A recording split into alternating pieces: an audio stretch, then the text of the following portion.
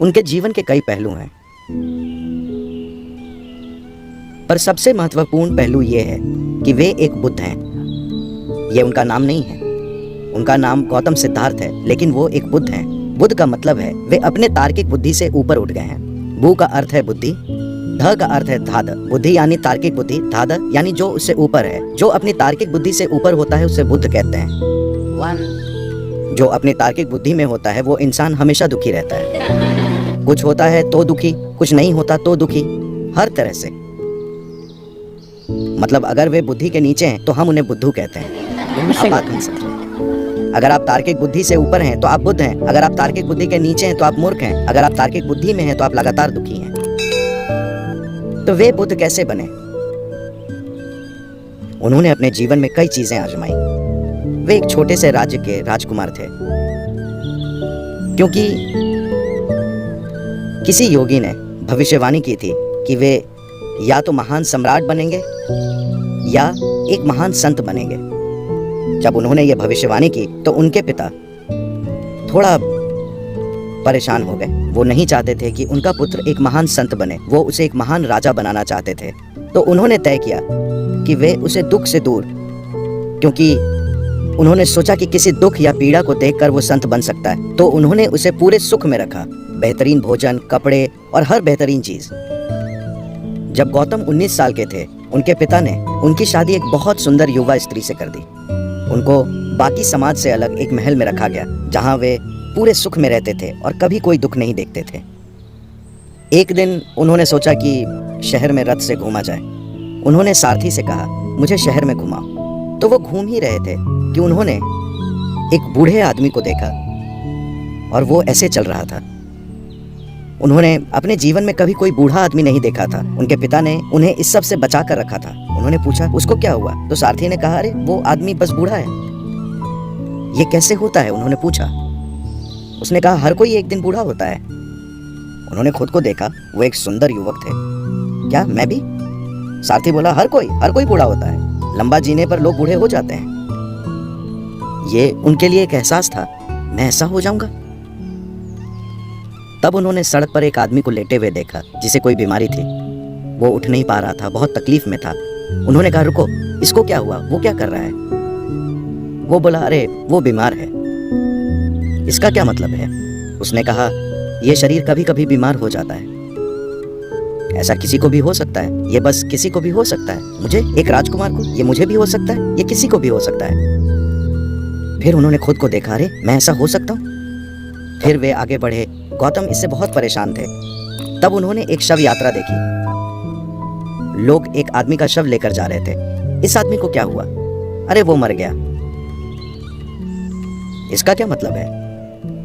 That happens to everybody without exception. ये हर एक को होता है, इससे कोई नहीं बच सकता। तब उन्होंने कहा, मैं क्या कर रहा हूँ? बस खाना, सुख भोगना और बेकार की चीजें, मैं अपने साथ क्या कर रहा हूँ? और उनके अंदर संघर्ष और उथल पुथल मच गई। अचानक एक राजकुमार होना, ये सुख भोगना और ये महल वगैरह अचानक उनके लिए बिखर गए। और वे सोचने लगे, इस सब का तुक क्या है? ये शरीर बूढ़ा होगा, ये बीमार पड़ सकता है और ये जरूर मर जाएगा। मैं अपना पूरा जीवन इसमें किस लिए लगा रहा हूँ? लेकिन तब तक उनका एक छोटा बच्चा था। उन्होंने अपनी पत्नी और बच्चे को देखा। वे उस प्यारी पत्नी और उस सुंदर छोटे से बच्चे को छोड़ नहीं पाए। वे संघर्ष और संघर्ष करते रहे। तब तक 1.25 साल गुजर गया। जब वो बालक 1.5 साल का था, वे और नहीं रुक पाए। आधी रात को एक चोर की तरह, बिना किसी को बताए, वो महल से बाहर निकले और हमेशा के लिए चले गए। वे खोजने निकले थे कि मैं इस जीवन के सत्य को जानना चाहता हूँ। वो एक मठ से दूसरे मठ में घूमते रहे। ये वो दिन थे जब भारत में कई तरह की पद्धतियाँ स्थापित थीं। एक समय था जब 1800 से ज़्यादा पद्धतियाँ थीं। मेरा मतलब सिर्फ संस्थाओं से नहीं है। साधना करने के 1800 तरीके, योग के 1800 अलग अलग तरीके, उस किस्म के नहीं जो आप कैलिफोर्निया में देखते हैं। कोई ऐसे कर रहा है, कोई वैसे कर रहा है। ये वाकई जटिल तरीके थे। आज मेडिकल साइंस जैसी होती जा रही है वैसे। 25 साल पहले अगर आपको मेडिकल जांच करानी होती तो आप बस अपने फैमिली डॉक्टर से मिलते थे। आज आपके शरीर के हर हिस्से के लिए डॉक्टर मौजूद हैं। कुछ साल पहले मेरे घुटने में चोट लगी थी क्योंकि मैं फुटबॉल खेल रहा था और मेरे घुटने में कुछ टूट गया और मुझे वहाँ से जाना था और फिर भाषण देना था। इसी घुटने की चोट की वजह से मैंने गोल्फ अपनाया। किसी ने मुझसे कहा, मुझे एक गोल्फ किट भेंट किया और कहा, सदगुरु आप कोई दूसरा खेल खेलने के लिए अब बूढ़े हो गए, तो आप बस गोल्फ खेलिए। तो मैं अटलांटा में कहीं बैठा था, किसी जगह भाषण दे रहा था। तब मुझे दर्द था और मैं हिल भी नहीं पा रहा था। तो फिर आखिर में, मेरा मतलब है कि जब मैं बोल रहा था, एक आदमी ने हाथ उठाया। मुझे लगा कि वो प्रश्न पूछना चाहता है, लेकिन उसने कहा, सदगुरु इसके बाद मैं आपके घुटने की जांच करना चाहता हूँ, मैं घुटने का डॉक्टर हूँ। तो मैंने कहा, अच्छा आप हड्डियों के डॉक्टर हैं? उसने कहा, नहीं मैं घुटने का डॉक्टर हूँ। तब मैंने पूछा, दायां घुटना या बायां? आप किसके डॉक्टर हैं? तो विशेषज्ञ बनना बढ़ रहा है। शायद 50 सालों में एक समय आएगा कि अगर आप मेडिकल जांच कराना चाहें तो चेकअप के लिए 100 डॉक्टरों की जरूरत होगी। जब तक आप ये 100 अपॉइंटमेंट ले पाएंगे, तब तक शायद आपको कब्र खोदने वाले की जरूरत होगी। तब ये बेतुका बन जाएगा। आप 3 डॉक्टरों के पास गए, ये तो ठीक है। आप 5 डॉक्टरों के पास गए, ये चलेगा। अगर ये 50-100 डॉक्टर बन जाता है तो ये बेवकूफ़ी होगी, है ना? योग पद्धति के साथ ऐसा ही हुआ। लोग बहुत छोटी छोटी चीज़ों में विशेषज्ञ बन गए। हर विशेषज्ञता अपने आप में बहुत फैली हुई थी। किसी ने आकर अभी मुझे बताया, दांतों के डॉक्टर यहाँ हैं, ठीक है छोड़ देते हैं। मिसाल के लिए दंत चिकित्सा, बस 32 दांत होते हैं, ठीक है? वे 9 साल पढ़ते हैं, 32 दांत और 9 साल की पढ़ाई। इसके बावजूद वे इसके बारे में हर चीज नहीं जानते। सृष्टि की प्रकृति ही ऐसी है। अगर आप एक बार में एक दांत का अध्ययन करें तो आप देखेंगे कि हर दांत में कुछ खास होता है। एक व्यक्ति बस एक दांत के बारे में जानने में पूरा जीवन लगा सकता है। कल्पना कीजिए कि अपने मुंह की जांच के लिए आपको 32 डॉक्टर की जरूरत हो। आप एक त्रासदी बन जाएंगे, है ना? तो जैसे जैसे विशेषज्ञता बढ़ेगी, एक सीमा के बाद ये हास्यपद बन जाएगा। यही योग के साथ हुआ। इसने वो सीमा पार कर ली। 1800 schools, different specializations of yoga happened. जहाँ योग की 1800 अलग अलग विशेषज्ञताएं हो गईं। इसी दौरान पतंजलि हुए और उन्होंने हर चीज को योग सूत्रों में बांध दिया ताकि इसका अंतहीन फैलाव कम से कम हो जाए। तो जब गौतम हुए, वो पतंजलि के बाद का समय था। फिर भी कई चीजें मौजूद थीं, तो वो एक पद्धति से दूसरी पद्धति में गए। उन्होंने समाधि के 8 विभिन्न तरीकों का अनुभव पाया। हम समाधि की बात कर रहे हैं।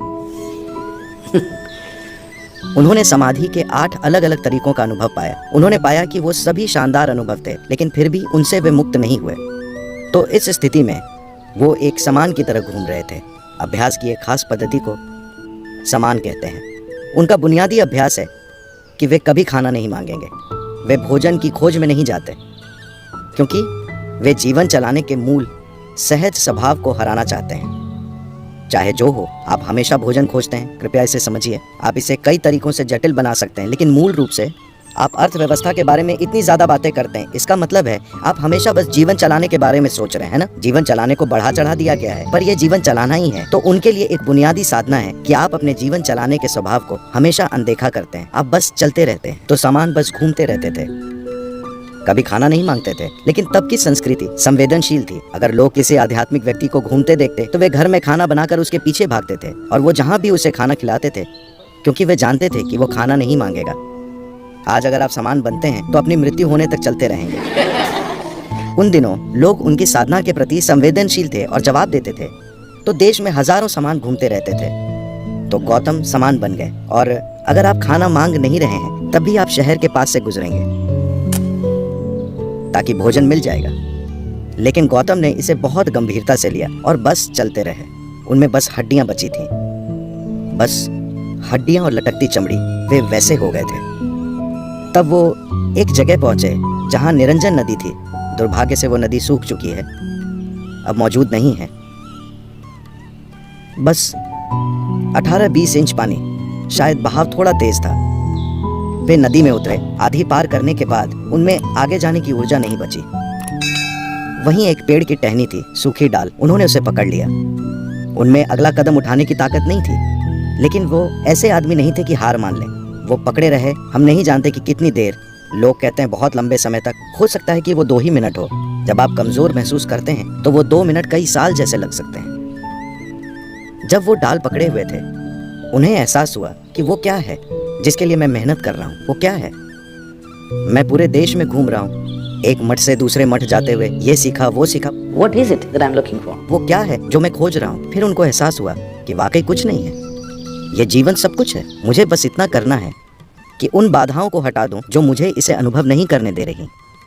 जब उनको एहसास हुआ कि हर चीज़ उनके भीतर ही है, खोजने का कोई तरीका नहीं है, अचानक उनमें अगला कदम और अगला कदम लेने की ताकत आ गई। उन्होंने नदी पार की और आकर उस पेड़ के नीचे बैठ के, जो अब बहुत प्रसिद्ध बोधि वृक्ष है, वो वृक्ष बुद्ध से भी ज़्यादा प्रसिद्ध हो गया है।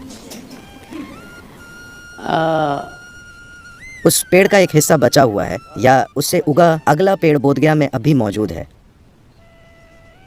And वे पेड़ के नीचे बैठ गए।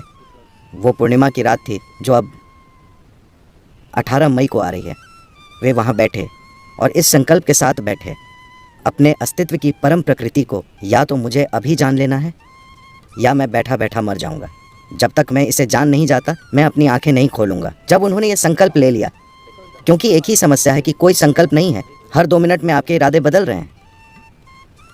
अगर आप पूरी निष्ठा से लगे हैं तो ये जानने के लिए कि भीतर क्या है, कितना समय लगना चाहिए। it should happen in a moment, isn't it? इसे एक पल में हो जाना चाहिए, है ना? क्योंकि तय करने के लिए कोई दूरी ही नहीं है। समय सिर्फ तब लगता है जब कुछ दूरी की यात्रा करनी हो, है ना? अगर यात्रा के लिए कोई दूरी ही नहीं है, अगर मैं पूछूं कि आपको यहाँ बैठने में कितना वक्त लगेगा, आप यहाँ पहले से ही बैठे हैं, ये पहले ही यहाँ है, इसमें कोई वक्त नहीं लगेगा, तो आप पहले ही जीवित और जारी हैं। बोध होने में कोई समय नहीं लगता, क्योंकि आपको कोई एक खास चीज़ नहीं करनी है। जब उन्हें यह एहसास हुआ, उन्हें पूर्ण आत्मज्ञान हो गया और चांद चमक रहा था।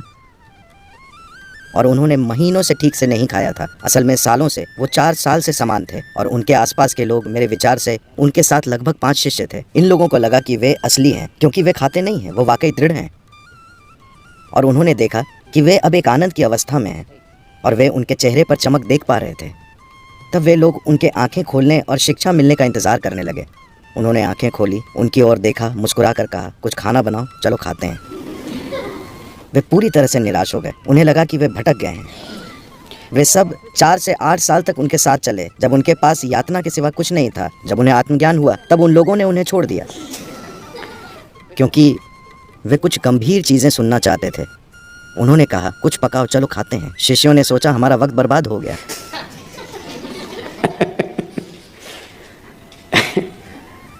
उनके जीवन में कई सुंदर घटनाएं हुई हैं। बुद्ध होने के बाद एक दिन वे नदी के किनारे टहल रहे थे और फिर जाकर एक पेड़ के नीचे बैठ गए।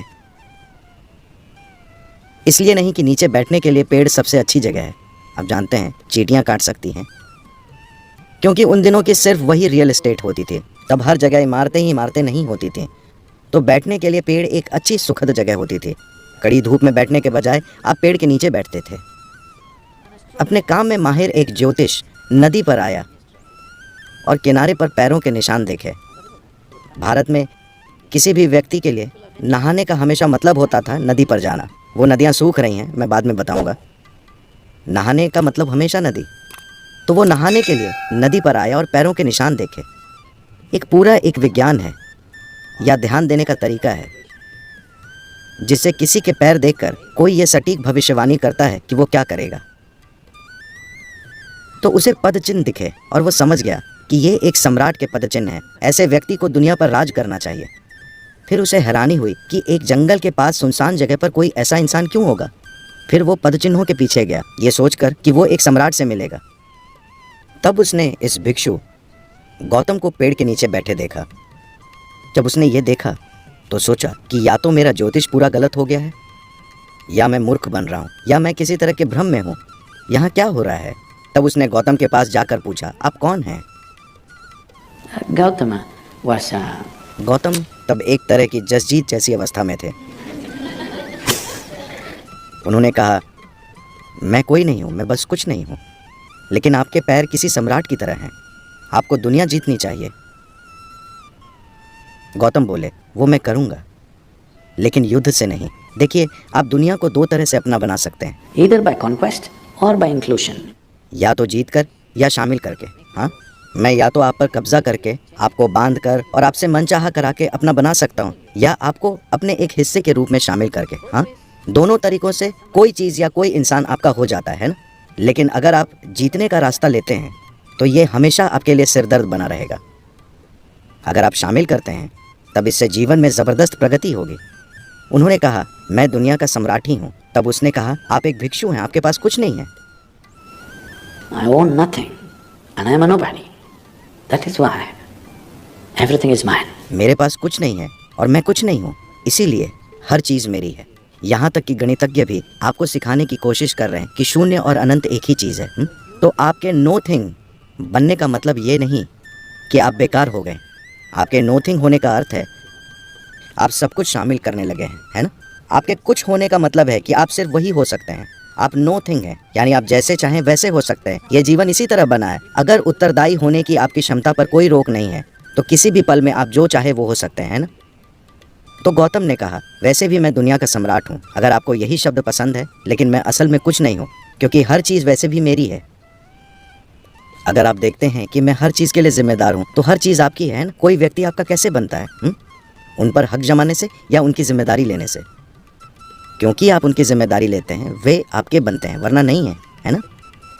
अगर आप ज़बरदस्ती उन्हें अपना बनाते हैं तो वे कभी आपके नहीं होंगे, हाँ या ना। अगर आप ज़बरदस्ती किसी पर हक जमाएंगे तो क्या वे कभी आपके होंगे? वे आपके कभी नहीं होंगे। तो ये ज्योतिषी बैठ गया। उसने कहा, आप एक भिक्षु हैं, आपके पास कुछ नहीं है और आप कह रहे हैं कि आप जसजीत हैं, माफ़ कीजिए, और आप कह रहे हैं मैं कुछ नहीं हूँ और हर चीज़ आपकी है। ये क्या है? गौतम ने कहा, आप आइए, आपके लिए मेरे पास एक तरीका है। आप जीवन की भविष्यवाणियां करने में व्यस्त हैं, मेरे पास योजना है। आप जीवन की भविष्यवाणियां क्यों करते हैं? आप एक योजना बनाने और उस पर अमल करने में नाकाबिल हैं, इसलिए आप भविष्यवाणियों पर निर्भर हैं, है ना, हाँ या ना। अगर आप एक योजना बना पाएँ और उस पर अमल कर पाएँ तो क्या आप भविष्यवाणियों पर निर्भर होंगे? नहीं। तो गौतम ने कहा, आप भविष्यवाणियां करने में व्यस्त हैं, मैं यहाँ हूँ, मेरे पास योजना है। Come, become a part of my plan. We'll make something else happen. आइए, मेरी योजना का हिस्सा बन जाइए। हम कुछ अलग ही चीज़ सच कर दिखाएंगे। आपको इस योजना का हिस्सा बनना चाहिए। हम कोई शानदार चीज़ सच कर सकते हैं। यही दुनिया, इसी दुनिया को स्वर्ग में बदला जा सकता है अगर हम सब स्वर्ग की योजना के अनुसार चलें, है ना, हाँ या ना। सवाल सिर्फ ये है That कि एक संभावना और एक वास्तविकता के बीच एक दूरी होती है। क्या हमें वो दूरी तय करने का साहस और प्रतिबद्धता है? बस इतनी सी बात है। हाँ,